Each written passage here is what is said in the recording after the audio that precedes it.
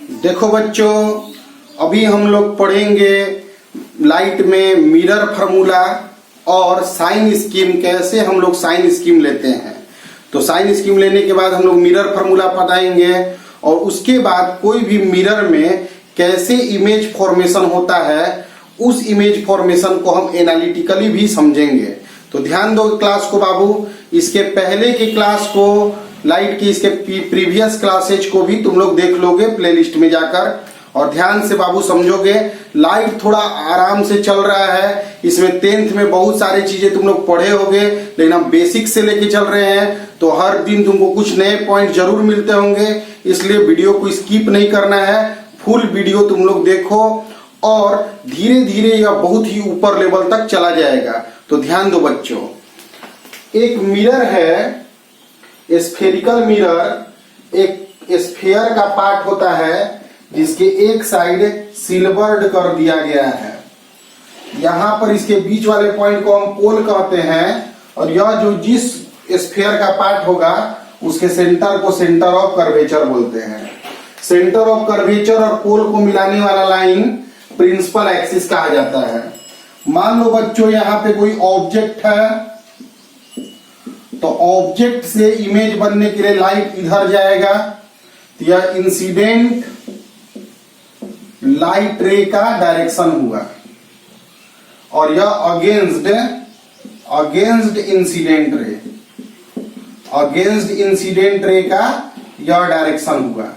ठीक है बच्चों, मान लो यह कोई हाइट ले लिए हम लोग, तो ध्यान दोगे अगर, तो साइन को हम कन्वेंशन करते हैं कि किसको किधर हम पॉजिटिव मानते हैं और किसको किधर हम निगेटिव मानते हैं।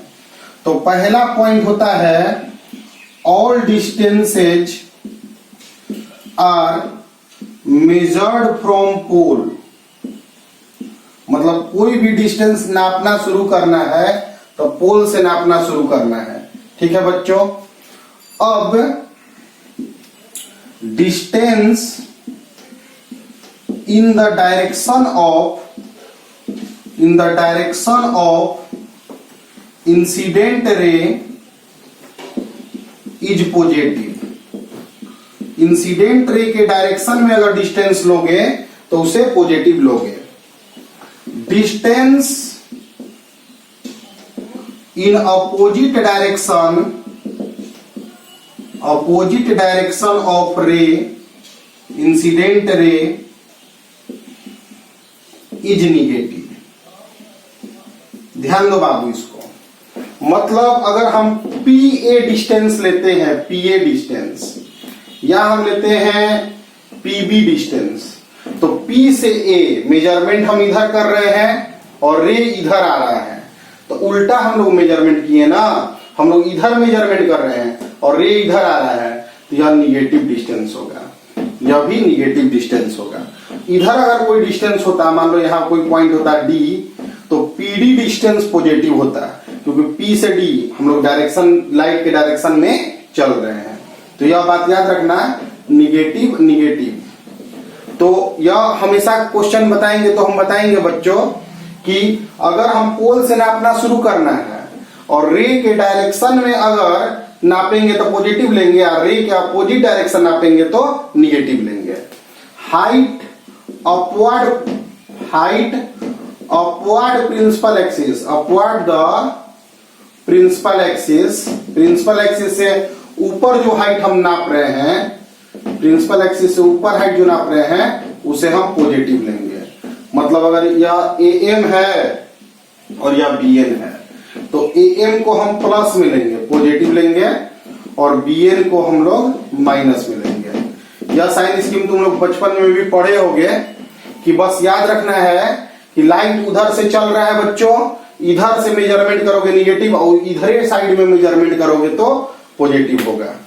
तो ध्यान दोगे, वो अपवर्ड डायरेक्शन को हम लोग पॉजिटिव हाइट बोलते हैं और डाउनवर्ड डायरेक्शन को हम लोग, देखो बच्चों, मान लो कि एक कॉनकेव मिरर है और एक रियल ऑब्जेक्ट इधर दिया हुआ है, तो इंसिडेंट रे तो इधर चला, हम कोई भी डिस्टेंस पोल से नापते हैं, इधर फोकस है, तो PF मतलब जो फोकल लेंथ है वो हम उल्टा नाप रहे हैं। रे इधर आ रहा है, अब फोकल लेंथ हम इधर नाप रहे हैं, तो निगेटिव फोकल लेंथ हुआ।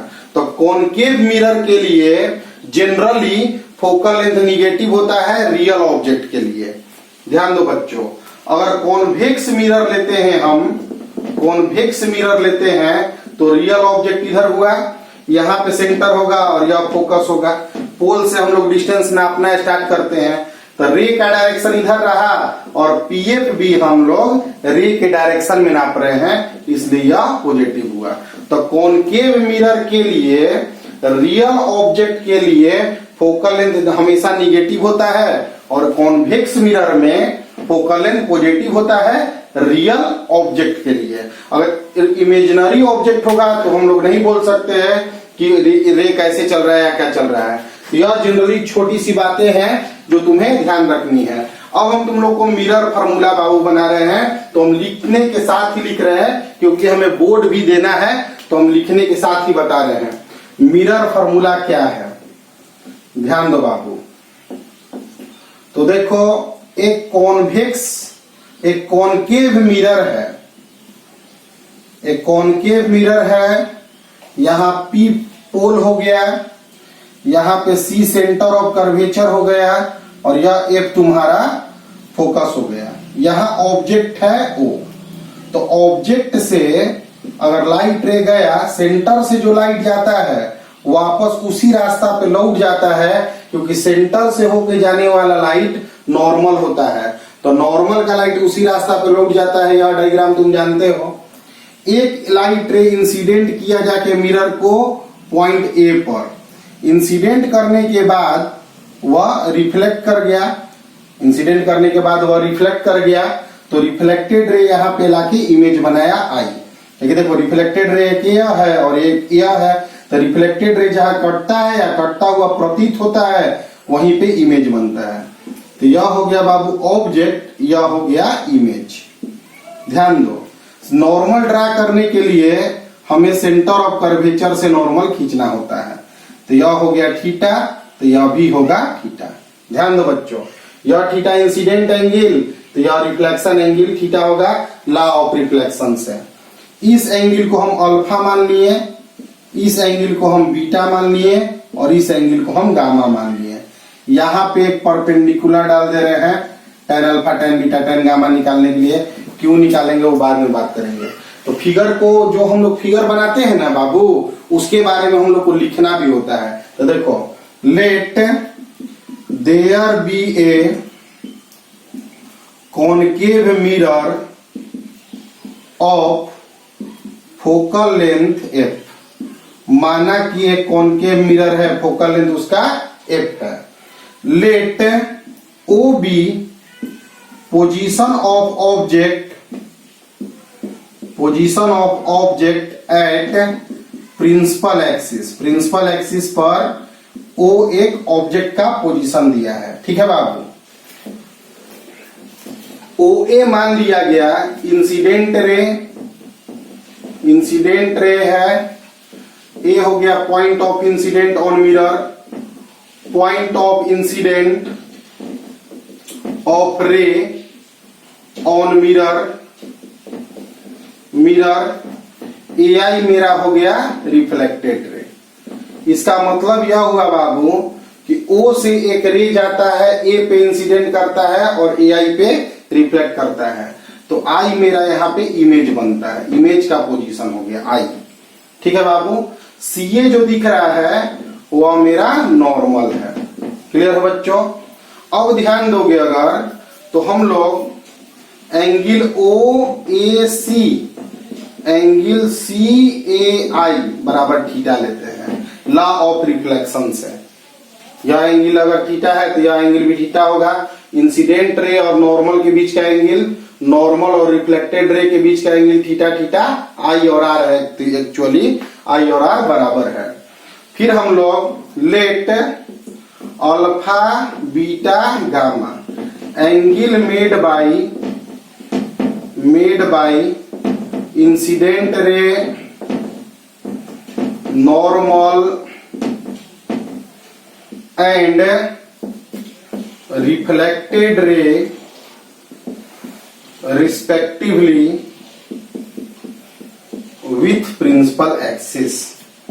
With principal axis, principal axis के साथ इंसिडेंट रे अल्फा एंगल बनाता है, नॉर्मल बीटा बनाता है और रिफ्लेक्टेड रे गामा बनाता है। हमें जो आंसर चाहिए, हमें मिरर फार्मूला जो चाहिए वो ऑब्जेक्ट डिस्टेंस, इमेज डिस्टेंस और रेडियस ऑफ कर्वेचर के बीच का रिलेशन चाहिए। यानी हमें अल्फा बीटा गामा के बीच में रिलेशन खोजना है। तो रे डायग्राम जो तुम देख रहे हो बच्चों, फ्रॉम रे डायग्राम, जो हम रे डायग्राम देख रहे हैं उस रे डायग्राम फिगर से ट्रायंगल का जो एक्सटीरियर एंगल होता है, बाहरी कोण जो होता है, यह दोनों एंगल के सम के बराबर होता है, जोड़ के बराबर होता है। तो बीटा जो होगा मेरा वह अल्फा प्लस थीटा होगा। ट्रायंगल को अगर ध्यान दो बच्चों तो इस तरह ट्रायंगल बना हुआ है, यह अल्फा एंगल है, यह थीटा है और यह बीटा है। तो बीटा बाहरी एंगल जो है वह अल्फा प्लस थीटा के बराबर होगा ज्यामिति से। गामा, तो यहां से थीटा हम लोग लिख सकते हैं बीटा माइनस अल्फा। ठीक है बच्चों। और एंड गामा जो होगा, गामा वह अल्फा प्लस 2 थीटा के बराबर होगा। जो गामा एंगल है वो अल्फा और यहाँ पे एंगल है 2 थीटा। गामा एंगल, इस ट्रायंगल को देखो बच्चों ध्यान से, गामा जो एंगल है वो अल्फा प्लस 2 थीटा के बराबर होगा। तो थीटा हम लोग निकाल के इक्वेट कर देंगे, alpha plus 2 beta minus alpha. तो alpha plus 2 beta minus 2 alpha. Alpha में से 2 अल्फा माइनस हुआ तो माइनस अल्फा आ गया। तो यहां से आ गया अल्फा 2 बीटा माइनस अल्फा। तो 2 बीटा जो हो गया वो अल्फा प्लस गामा आ गया, इक्वेशन नंबर 1। तो टारगेट हम लोग लेके चले थे कि हमको अल्फा बीटा गामा में रिलेशन चाहिए। रिलेशन हम लोग अल्फा बीटा गामा में निकाल लिए ट्रायंगल की हेल्प से, जिसमें थीटा मेरा दोनों इक्वेट कर दिए, दोनों 2 बार से, और अल्फा बीटा गामा के बीच में हम लोग रिलेशन पा लिए। तो अभी तक के फिगर को समझा दे रहे हैं बाबू। एक कॉनकेव मिरर है जिसके प्रिंसिपल एक्सिस पे एक ऑब्जेक्ट है जिससे इंसिडेंट रे पड़ रहा है AI और इंसिडेंट रे पड़ रहा है OA और रिफ्लेक्टेड रे हो रहा है AI। तो यहाँ पे C से हम लोग नॉर्मल डाल देते हैं। तो यह एंगल तुम्हारा एंगल ऑफ इंसिडेंस और angle of reflection theta theta बराबर होगा IR। इसके हिसाब से यह सब माना गया बात है। तुम बोर्ड एग्जामिनेशन दे रहे हो, इसलिए लैंग्वेज लिखना सीखना जरूरी है। तुम जो भी बोर्ड करता है, देखो असली बात तो कैलकुलेशन है, एक अल्फा बीटा गामा के बीच में रिलेशन चाहिए था, लेकिन लिखना क्या है उसको ध्यान देते हुए हम लोग चीजों को लिखे हैं। वीडियो रोक कर इसको लिख लेना, कोई बहुत बड़ा बात नहीं था। अब इसके बाद हम लोग आगे बढ़ाते हैं। इसी में बाबू AM को परपेंडिकुलर डालते हैं on principal axis. Principal axis, अब जो फिगर है मेरा फ्रॉम रे डायग्राम, हम लोग लिख सकते हैं कि tan अल्फा, फिगर देखो tan अल्फा, इस फिगर में लिखेंगे tan अल्फा, तब P बाई B मतलब AM by MO। tan beta अगर हमें लिखना होगा, tan बीटा अगर हमें लिखना होगा तो AM by MC, AM by MC। और tan गामा अगर हमें लिखना होगा तो फिर फिगर देखेंगे AM by MI, AM by MI। tan alpha का, tan बीटा का, tan गामा का हम लोग वैल्यू निकाल लिए। tan अल्फा का, tan बीटा का, tan गामा का वैल्यू हम लोग निकाल लिए बाबू। लेकिन मेरे पास tan alpha, tan beta, tan gamma नहीं है। तो हम जानते हैं कि ज्योमेट्रिकल ऑप्टिक्स किस तरह के रे के लिए वैलिड होता है, तो पारा एक्सियल रेज के लिए। तो 4 पारा एक्सियल रेज पिछले क्लास में बताया गया था इसके बारे में। पारा एक्सियल रेज वह रेज होते हैं जो रेज प्रिंसिपल एक्सिस के एकदम नजदीक जाता है। यह बात याद रखना कि जो भी ज्योमेट्रिकल ऑप्टिक्स में फार्मूला हम लोग प्रूव करते हैं वह सभी पारा एक्सियल रेज वह रेज होते हैं जो प्रिंसिपल एक्सिस के बहुत ही क्लोज हो। दूर के रेज को मार्जिनल रेज कहते हैं, लेकिन ज्योमेट्रिकल ऑप्टिक्स जो होता है सिर्फ पारा एक्सियल रेज पर आधारित होता है। तो पारा एक्सियल रेज के लिए alpha beta gamma are very small, बहुत छोटा होगा, इसलिए अल्फा जो हो tan alpha tends to alpha हो जाएगा। tan beta tends to beta हो जाएगा और tan gamma tends to gamma हो जाएगा, क्योंकि लिमिट में हम पढ़े हैं कि साइन थीटा थीटा के बराबर, tan थीटा थीटा के बराबर होता है अगर थीटा बहुत छोटा हो। बायोलॉजी वाले बच्चे यहाँ ध्यान देंगे, जिनका मैथ नहीं होगा इस टर्म को याद रखेंगे कि tan थीटा थीटा के बराबर होता है अगर थीटा बहुत छोटा होता है। तो m भी p के नजदीक चला जाएगा बाबू, m भी क्लोज हो जाएगा p के, लेकिन नजदीक पॉइंट होगा तो a से परपेंडिकुलर डालेंगे तो m और p एकदम नजदीक हो जाएगा। इसलिए tan अल्फा जो है मेरा AP बाई PO हो गया, यहां से बीटा जो है मेरा AP बाई PC हो गया और गामा जो है AP बाई PI हो गया। अल्फा बीटा गामा तुम लोग निकाल लिए डायग्राम देखकर, और इनके बीच में रिलेशन तुम पहले से लाके बैठे हो इक्वेशन 1 से। तो फ्रॉम इक्वेशन 1 2 बीटा जो होता है अल्फा प्लस गामा होता है, और बीटा के प्लेस पे तुम लाए हो AP बाई PC, अल्फा के प्लेस पे AP बाई PO और AP by PI। AP cut जाएगा ऊपर से तो आ जाएगा 2 by PC 1 by PO 1 by PI। PO जो दिख रहा है बाबू वह ऑब्जेक्ट का डिस्टेंस है पोल से, क्योंकि सभी डिस्टेंस हम लोग पोल से मेजरमेंट करते हैं। तो PO जो है ऑब्जेक्ट डिस्टेंस है, और ऑब्जेक्ट डिस्टेंस को लाइट में हम U से डिनोट करते हैं।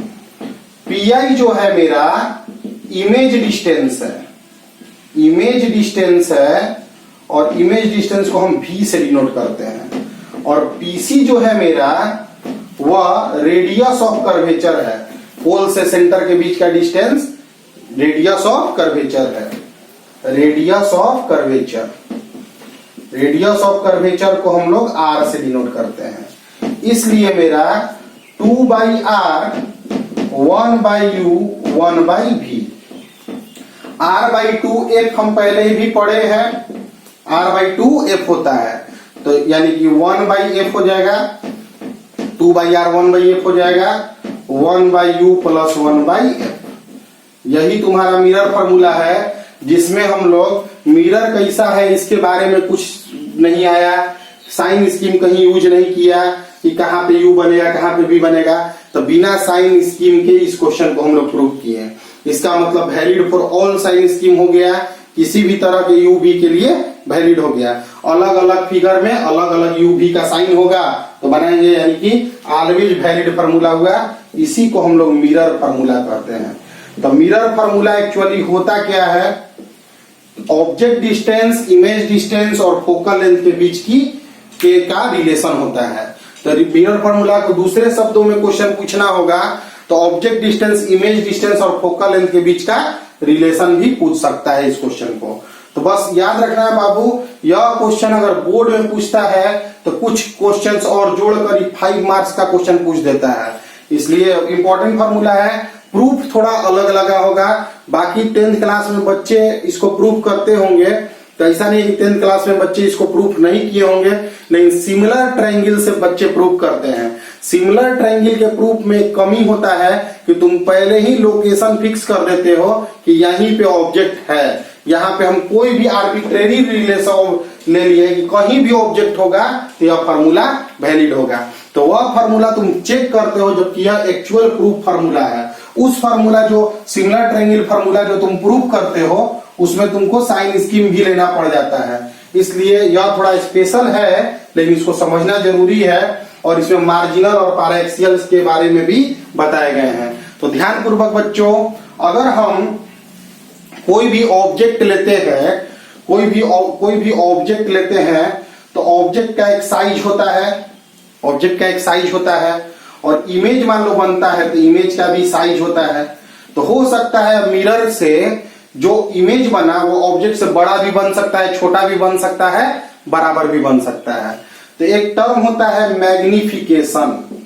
मैग्निफिकेशन मतलब होता है आवर्धन, मतलब कितना टाइम्स इमेज बड़ा हो गया ऑब्जेक्ट से। मैग्निफिकेशन का डिफिनीशन होता है image size by object size, मतलब इमेज का जो आकार है डिवाइडेड बाय ऑब्जेक्ट का आकार, इसको m से हम डिनोट करते हैं। और इसका फार्मूला सिमिलर ट्रायंगल से 10th क्लास में तुम लोग पढ़े होगे -v/u, जहां v जो है वह इमेज डिस्टेंस है और u जो है ऑब्जेक्ट डिस्टेंस है। अगर मैग्निफिकेशन निगेटिव आएगा इसका मतलब होगा कि इमेज ऑब्जेक्ट के कंपेयर में उल्टा होगा। अगर मैग्निफिकेशन पॉजिटिव आएगा इसका मतलब ऑब्जेक्ट के कंपेयर में इमेज भी सीधा होगा। इस बात को बच्चों तुम लोग ध्यान रखना और याद रखना। अब यहाँ पे बात आता है बाबू कि कोई भी प्लेन मिरर है, अगर प्लेन मिरर हम लोग लेते हैं तो प्लेन मिरर के लिए रेडियस तो इन्फिनिटी होता है, कहीं तो स्फीयर है नहीं, रेडियस इन्फिनिटी हो गया। तो रेडियस इन्फिनिटी है तो फोकल लेंथ भी क्या हो गया, इन्फिनिटी हो गया। तो हम किसी भी मिरर के लिए मिरर फार्मूला होता है 1/v + 1/u = 1/f। तो 1/v + 1/u 1/∞। तो क्या है बच्चों, 0। तो 1/v - 1/u, तो v बराबर आ गया -u। यानी कि डिस्टेंस, इमेज का डिस्टेंस और ऑब्जेक्ट का डिस्टेंस प्लेन मिरर के लिए बराबर होगा। माइनस साइन यह बताता है कि साइड अपोजिट होगा, माने एक इधर साइड होगा तो एक इधर साइड होगा। यानी कि प्लेन मिरर के लिए इमेज डिस्टेंस ऑब्जेक्ट डिस्टेंस बराबर होगा और इमेज और ऑब्जेक्ट मिरर के अपोजिट साइड बनेंगे। और इससे मैग्निफिकेशन तुम्हारा -v/u फार्मूला लगाओगे तो 1 आएगा। इसका मतलब यह है कि जो प्लेन मिरर के लिए इमेज का साइज और ऑब्जेक्ट का साइज बराबर होता है।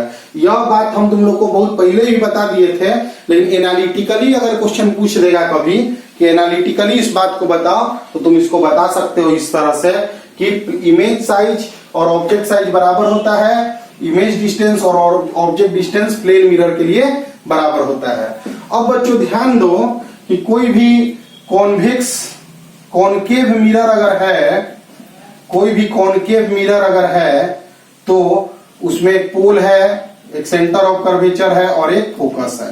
कहीं दूर से इन्फिनिटी से अगर लाइट आ रहा है, इन्फिनिटी से लाइट को रिप्रेजेंट करने के लिए हम दोनों लाइट रेज को पैरेलल दिखाते हैं, क्योंकि जहां मिलेगा वही ना लोकेशन होगा ऑब्जेक्ट का।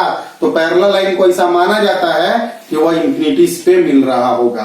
तो यहाँ पे u के जगह पे तो हम इन्फिनिटी ले लिए, -∞, इधर हम कहीं ले लिए, यानी कि ऑब्जेक्ट डिस्टेंस जो है वह इन्फिनिटी पे है।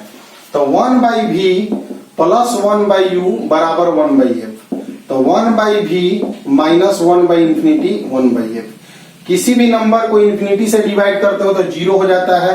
तो 1/v = 1/f। तो v बराबर आ गया f, यानी इमेज डिस्टेंस फोकल लेंथ के बराबर होगा। इसका मतलब है बाबू,